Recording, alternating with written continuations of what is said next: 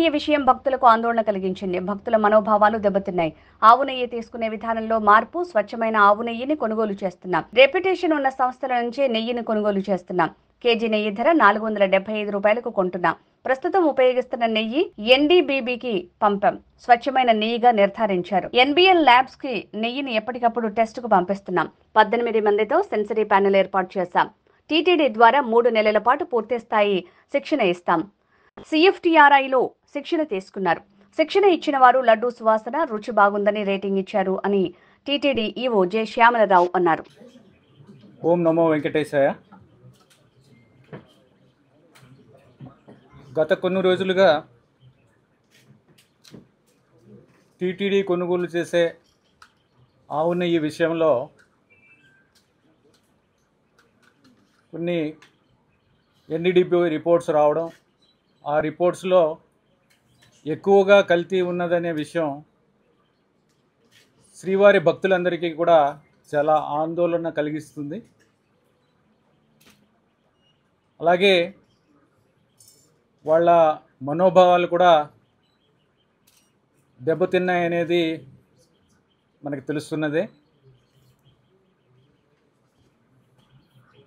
ఈ సందర్భంగా టీటీడీ తరపు నుంచి భక్తులందరికీ తెలియజేసేది ఏంటంటే, ఇప్పటికే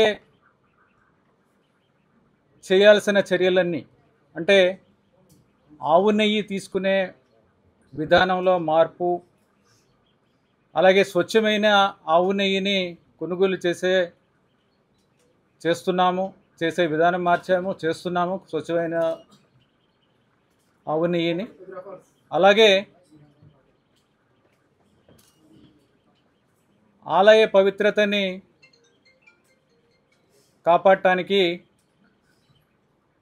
అలాగే దోషాలని తొలగించడానికి ఆగస్టు 15 నుంచి 17 దాకా పవిత్రోత్సవాల్ని నిర్వహించిన విషయం మీ అందరికీ తెలుసు.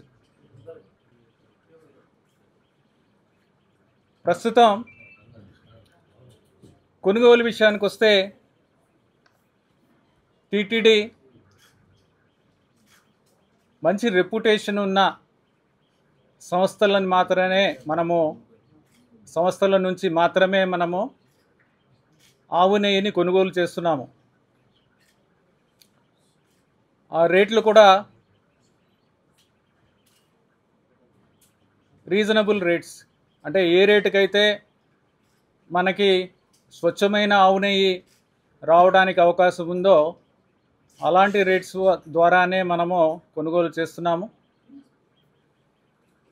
అది 475 రూపాయలు ప్రస్తుతానికి ఉన్న రేటు. రెప్యూటెడ్ సప్లయర్స్ ఎవరంటే మీకు తెలిసిందే. దాంట్లో నందిని ఒకటి, తర్వాత ఆల్ఫా మిల్క్ ఫుడ్స్ అని, ఇవి రెండు కూడా రెప్యూటెడ్ సప్లయర్స్. వీళ్ళు ఇచ్చిన సప్లైస్ కూడా ఆల్రెడీ శాంపుల్స్ని టెస్ట్ చేయడం జరిగింది ఎన్డీడీబీ ల్యాబ్లోనే. ఈ శాంపుల్స్ కూడా చాలా కరెక్ట్గా ఉన్నాయి. మీరు కూడా రిపోర్ట్స్ కూడా మీకు షేర్ చేస్తాము. అంటే ఈ యానిమల్ ఫ్యాట్కి సంబంధించి ఏవైనా కల్తీ ఉంటే ఎలా ఉంటాయి రిపోర్ట్స్, కల్తీ లేకుండా ప్యూర్గా ఉన్న స్వచ్ఛంగా ఉన్న ఆవు నెయ్యి రిపోర్ట్స్ ఎలా ఉంటాయి అనేది కూడా మీకు షేర్ చేస్తాను ఈ ప్రెస్ కాన్ఫరెన్స్ అయిపోయిన తర్వాత.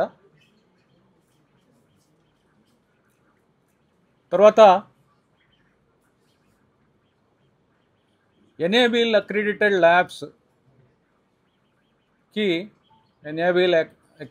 ల్యాబ్స్కి మనము శాంపుల్స్ పంపించే విధానాన్ని ప్రారంభించడం జరిగింది. ఆ విధానాన్ని కంటిన్యూ చేస్తాము. ఎందుకంటే ప్రస్తుతానికి ఈ ఎనేబుల్ ల్యాబ్స్లో మాత్రమే ఇక్కడ ఈ అడల్ట్రేషన్ టెస్టింగ్ అనేది జరుగుతుంది. మన దగ్గర అడల్ట్రేషన్ టెస్టింగ్ అనేది లేదు. మన దగ్గర ఉన్న టెస్టింగ్స్ అన్నీ కూడా సింపుల్ టెస్ట్, దానివలన అడల్ట్రేషన్ అనేది బయటపడదు.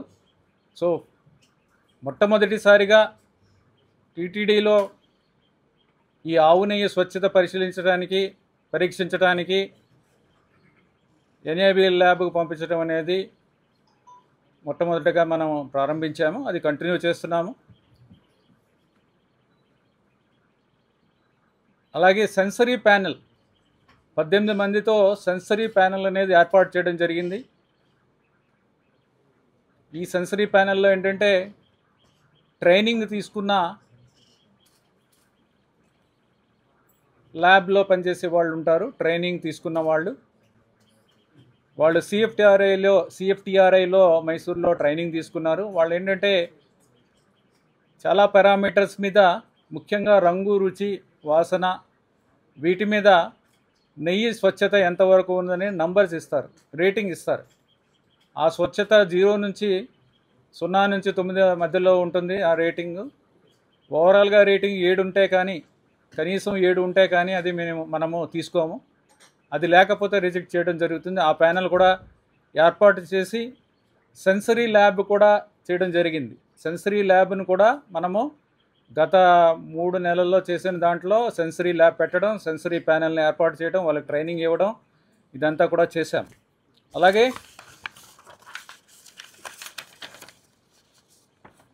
ఎన్డీడీబీ వాళ్ళు ముందుకొచ్చి వాళ్ళే డొనేషన్ బేసిస్లో మనకి ఏ ఎక్విప్మెంట్ ద్వారా అడల్టరేషన్ టెస్ట్ చేయగలమో ఆ ఎక్విప్మెంట్ మనకి డొనేట్ చేయడానికి ముందుకొచ్చారు. ఆ ఎక్విప్మెంట్ ఖర్చు 75 లక్షలు. అది కూడా డిసెంబర్లో ఇమ్మని అడుగుతున్నాము. డిసెంబర్ కల్లా వచ్చేలాగా చర్యలు తీసుకోమని రిక్వెస్ట్ చేస్తున్నాము. అది కూడా జనవరిలో తప్పకుండా వస్తుందని ఆశిస్తున్నాము. అలాగే సెంట్రల్ గవర్నమెంట్ నుంచి కూడా ఎఫ్ఎస్ఎస్ఐ వాళ్ళు తిరుమలలో ఎఫ్ఎస్ఎస్ఐ ల్యాబ్ ఏర్పాటు చేయడానికి కూడా వారు ముందుకొచ్చారు. ఇప్పటికే మనకున్న బిల్డింగ్ అది ఐడెంటిఫై చేసి వాళ్ళకి లెటర్ రాయడం జరిగింది. తద్వారా వాళ్ళు త్వరలోనే ఎఫ్ఎస్ఎస్ఐ ల్యాబ్ ఎస్టాబ్లిష్ చేయడానికి కూడా చర్యలు తీసుకుంటున్నారు. ఈ విధంగా మనం తీసుకునే ఆవు నెయ్యి స్వచ్ఛతకు సంబంధించి ఎక్కడా కూడా సందేహాలు అవసరం లేదు.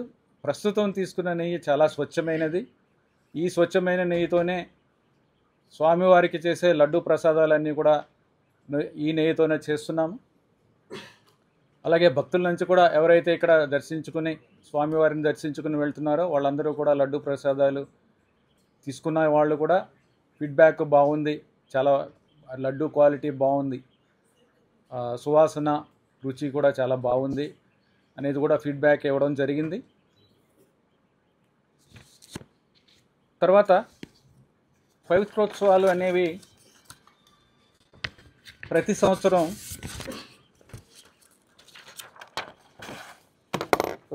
మనము నిర్వహిస్తాము.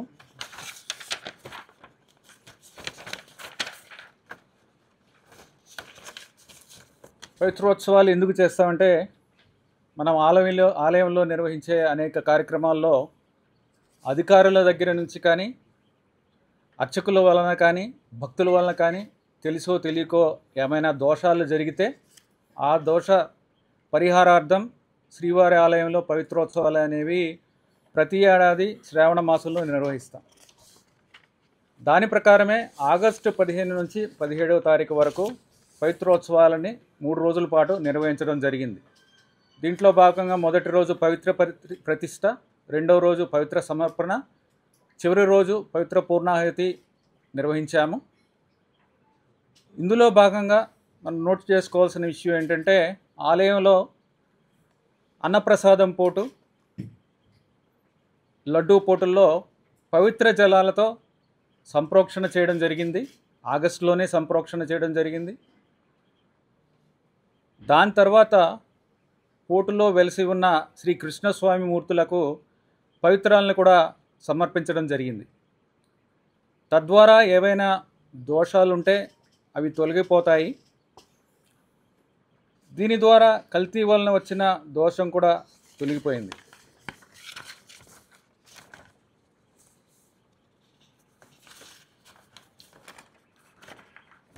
కానీ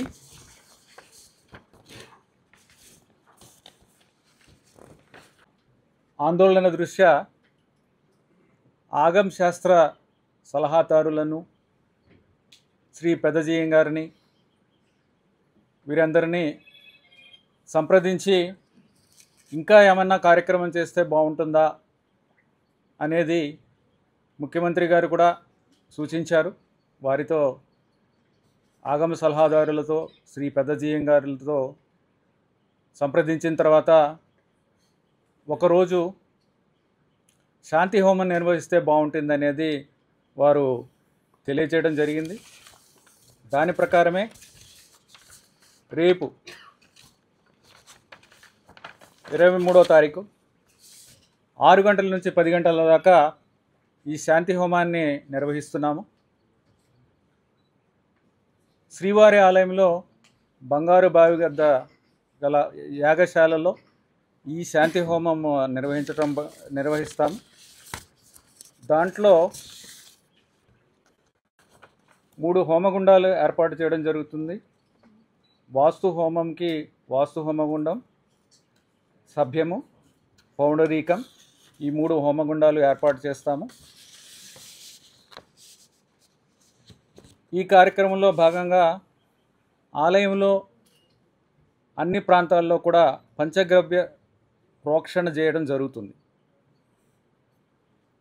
ఈ కార్యక్రమం ద్వారా భక్తుల్లో ఉన్న అపోహలు తొలగి నిర్మల హృదయంతో స్వామి దర్శనం చేసుకుంటారని ఆశిస్తున్నాం. ఈ కార్యక్రమము రేపు పొద్దున్న నిర్వహించబడుతుంది 6 గంటల నుంచి 10 గంటల దాకా. ఫ్యూచర్ గురించి మాట్లాడతాము. ఇంకా పాత వాటి గురించి నేను కాన్సన్ట్రేట్ చేయదలుచుకోలేదు.